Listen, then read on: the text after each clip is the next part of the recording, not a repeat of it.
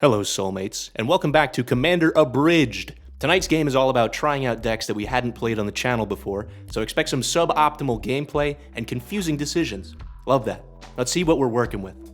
I'm up first playing the Balan Wandering Knight. This little kitty cat is pretty underrated in my opinion, and I'm here to prove it with some Tower of Power equipment stacks.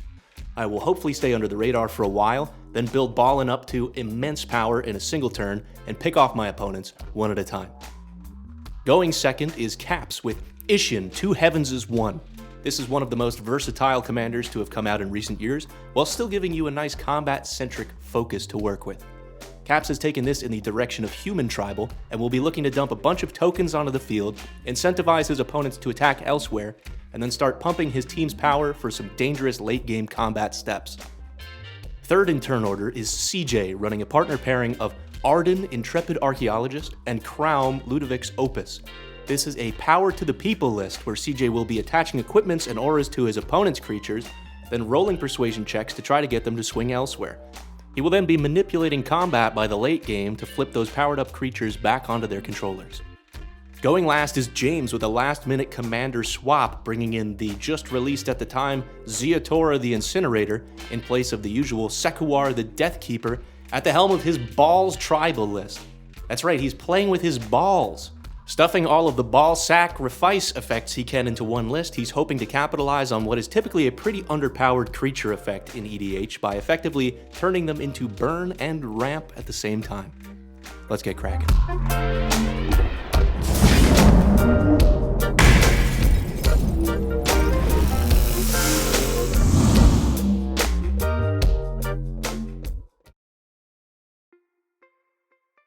I start the game off with a snow-covered plains, tapping it immediately to cast a Mother of Runes. Then I pass the turn to Caps. Caps' first turn consists of playing a tapped Windbrisk Heights, resolving the Hideaway trigger by choosing a card from the top 4 of his library and exiling it under the land for later use when he has sufficient attackers. He passes to CJ. CJ plays a Flooded Strand, activating it and paying 1 life right away to go search his library for Raugrin Triome, which enters tapped. He passes the turn to James. James plays a Stomping Ground, not paying the 2 life as it enters, so it enters tapped, and he passes to me with nothing else. I begin my turn by dropping in a Cathedral of War untapped mistakenly. This is a big misplay since I do use the mana here on this turn to drop in an Umezawa's Jite, but I did have another Plains in hand which I play on the next turn and do not use, so in theory this does not affect the outcome of the game. Our apologies though for missing this. Not very professional. I pass the turn to Caps. Caps plays a Mountain for the turn and taps both of his lands for a Talisman of Conviction. He passes to CJ, who plays a Snow-Covered Plains, and then taps also both of his lands for a Talisman of Conviction. He passes to James. James untaps, draws, and unable to play a Talisman of Conviction, merely plays a Mountain and drops in Goblin Anarchomancer to reduce the cost of all of his green and red spells going forward by 1 generic mana each. With nothing else, he passes to me. I start off turn 3 with another Snow-Covered Plains. Not that this is that cool anymore, because now CJ has one, but I tap 2 mana to equip the Jite onto my Mother. See, I could have just played the Cathedral here, but okay. I leave the Mommy up as a blocker, and I pass to Caps. Caps, on taps, drops in a Plains, then taps his 3 lands for Hanweir Garrison. Making the most of his mana, he also pays 1 life to add a red mana with the Talisman of Conviction to play a Curse of Opulence onto James. Now whenever James is attacked, the attacking player will create a gold token, effectively a treasure that does not need to tap, as will Caps. With nothing further, Caps passes to CJ. CJ plays an untapped Sulphur Falls, then plays a Bloodthirsty Blade to begin the goading of our shit. He pays 1 to attach the blade to my Mother of Runes, which cannot grant protection from colorless, unfortunately, so my mama now has +2/+0 and is goaded. CJ passes to James. James is very upset about being cursed, so after he plays his Hostile as his land for the turn, he drops in a cost-reduced Hellspark Elemental and swings its hasty ass at Caps for 3 damage. Caps accepts, and before the Elemental can sacrifice itself, James uses the Hostile to sacrifice it and puts a soul counter onto the Hostile. James passes to me. I begin turn 4 by playing a War Room as my land for the turn, then head to combat. I swing the goaded Mother of Runes at James, which triggers the Cathedral of War, pumping the Mother by an additional +1/+1 and making it a 4/2. This attack also triggers the Curse of Opulence, so both Caps and myself make a gold token each. James takes 4, which triggers the Jite to get 2 charge counters, which I do not represent until a little bit later. In my second main phase, I cast a Sword of Vengeance, and then I pass to Caps. Caps pays 2 life for an untapped Sacred Foundry. He taps 2 mana for an Orzhov Signet, then uses the Signet and the rest of his mana for a Mangara the Diplomat. A good answer to a goading opponent. Caps heads to combat to swing the Hanweir Garrison at CJ, creating 2 1/1 attacking humans when he does so, which he declares as also attacking CJ. CJ takes 4 damage total, and Caps passes the turn. CJ plays out Ardenn, Intrepid Archaeologist from the command zone, and unfortunately misses his land drop for the turn. He opts not to move any of his equipment around on Ardenn's combat trigger, any of his equipment just meaning the Bloodthirsty Blade, so with nothing else, he just passes to James. James plays a Swamp for the turn, then plays a 1-mana Sakura Tribe Elder, also known as Steven. He passes the turn with the rest of his mana up. I commence turn 5 with another snow-covered plains, then tap 3 to equip the Sword of Vengeance onto Mamma Mia. I head to combat with a heart oh so heavy with the knowledge that I would hurt my friend for just a single mana. James, we've been through a lot. You know, me and you, we go way back. Yeah. Me and Anthony go way back. And I just want you to know that if it ever came down to it, and my mom was coming at you with 3 swords at the same time, and I could let it happen, but I got paid to do it, I just want you to not take that personally, okay? Everybody has their price. James, I'm coming at you. It's gonna price be is 1 gold. Actually, 1 gold. $1. Amazing. Cathedral of War triggers on the attack, as does the Curse of Opulence. Caps and I get a gold each, and Mommy becomes a 6/2 with Vigilance, First Strike, and Trample. James takes the 6, and Jite gets another 2 charge counters. I pass the turn to Caps. Caps plays another Plains, then taps 3 mana to summon Isshin 2 Heavens as 1 from the command zone. He then enchants CJ's Ardenn with a shiny impetus, thereby goading the Goad Lord. Caps heads into combat and swings Hanweir Garrison, along with the 2 human tokens from last turn at CJ.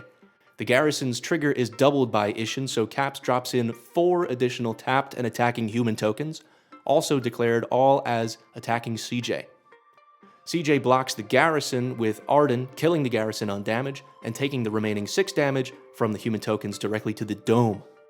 In the second main, Caps activates his Windbrisk Heights to play his Hidden Away card, which is revealed to have been Bruce Tarl, Boorish Herder, all along. With Bruce's ETB, he targets Mangara. Yes, he could have done this during combat at instant speed if he wanted to kill Ardenn, but sometimes you want your homies to have a little bit of fun when they play Commander. After Bruce resolves, Caps passes to CJ. CJ drops in a Duelist's Heritage, then proceeds to combat with his goaded Ardenn. He wants some extra mana, having missed 2 land drops in a row here, so he swings at James. Caps and CJ now make 2 gold each, and Caps creates an additional 2 treasure tokens from the shiny Impetus trigger. These triggers are, of course, happening twice as a result of Isshin. James blocks the Ardenn attack with his Steven, and then sacrifices the Steven before damage is dealt to go grab a mountain from his deck and put it onto the battlefield tapped. CJ passes the turn with nothing else.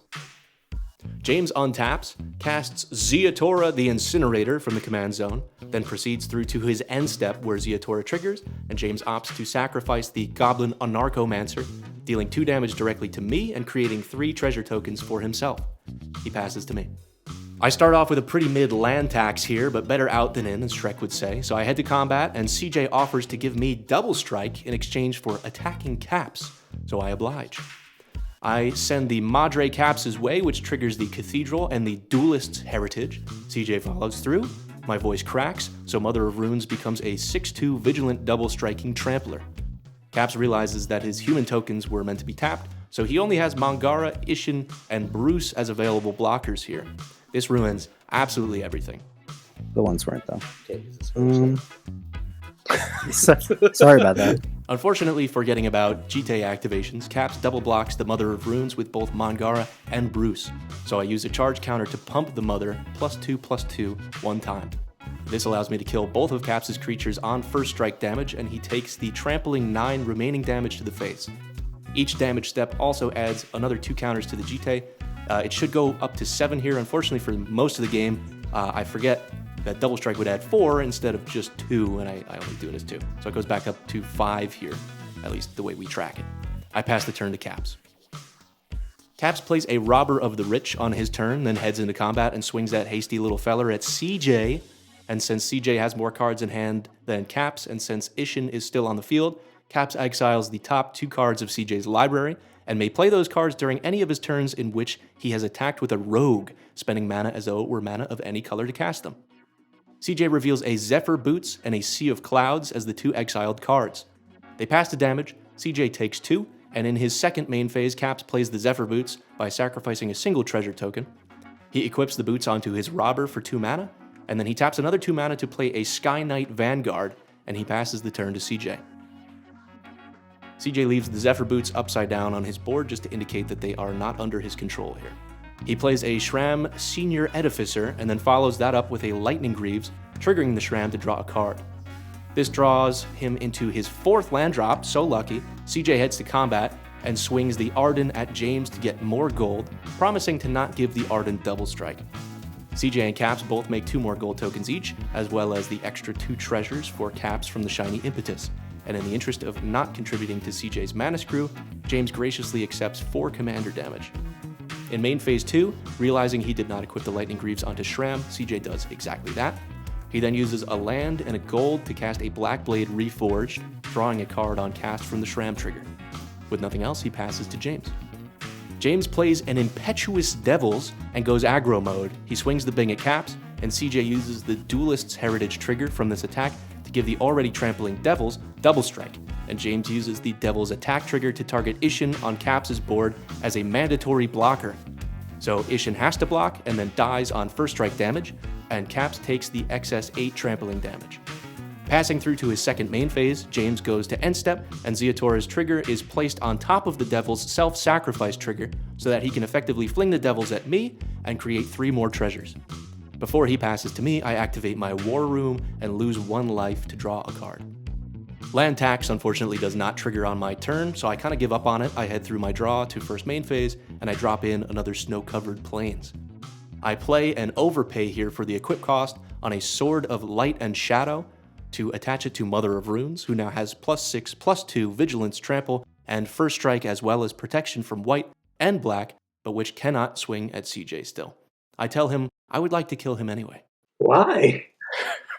You're making me fight my 2 oldest friends. You're making my mom do it. I swing at James again, and Caps and I get paid. CJ can no longer target my creature with Duelist's Heritage due to the protection from white, so this time Mamacita is just hitting for 8, and I put another charge counter on the GT, should be 2, but miss the life gain trigger from the Sword of Light and Shadow when damage connects. I pass to Caps. Caps plays a Bounty Agent pre-combat, then uses 3 treasures and 2 gold to recast Isshin from the command zone. He heads to combat and refuses to negotiate with the villainous CJ.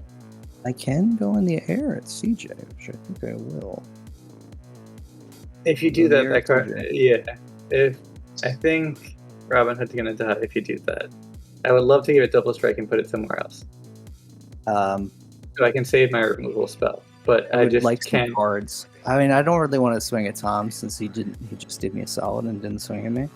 I know, but again, he swung at me the last 3 times. So are you forcing me to use a removal spell on the idiot? I mean, do you really want to kill that? It's like I keep dying by it's up to you, bud. You know, like it's a win-win for me. Either I get your cards or I get your removal stuff. You can do what you want. Absolutely stone cold delivery from this seasoned professional. Really, we should have been more specific about the order here, since CJ would not have known that the robber was coming at him until after attacks had been declared, thereby having the trigger to exile his cards already on the stack, but we missed that one this time. Again, new decks, apologize. Don't give away free info, gamers. Caps' robber turns into an elephant. Caps puts the Zephyr Boots onto the elephant and then passes the turn. CJ plays a mountain and then promises James wonders beyond his wildest imagination. I know I was gonna give James the power to fuck anybody. He can do with that whatever he wants. Fuck what I want, where I want. CJ casts an Open the Armory to go tutor up Assault Suit. He casts it, drawing from Shram, then moves to combat and uses his Ardenn trigger to move the Blackblade Reforged and Assault Suit over onto Ziatora, the Universal Fuck Machine. Ardenn is still goated, so CJ sends it at James to at least get a double gold token out of it one more time. Caps also creates his usual 2 gold and 2 treasure. Ziatora absolutely obliterates Ardenn on damage step, and Ardenn returns to the command zone. CJ passes to James. James untaps, and in his upkeep, the Assault Suit triggers for CJ, who is nice enough to give James his own commander that he already controls. James unearths his Hellspark Elemental using 2 treasures, then uses his remaining 4 treasures and a land to cast Putrefax. He then proceeds to combat and declares attacks such that Ziatora is swinging at Caps, and the Hellspark and Putrefax are swinging at CJ. CJ uses the Duelist's Heritage trigger to give Ziatora double strike, and James plays a Teamer Battle Rage to also give it Trample. Caps cannot provide sufficient blockers to survive the attack, and so he fucking dies.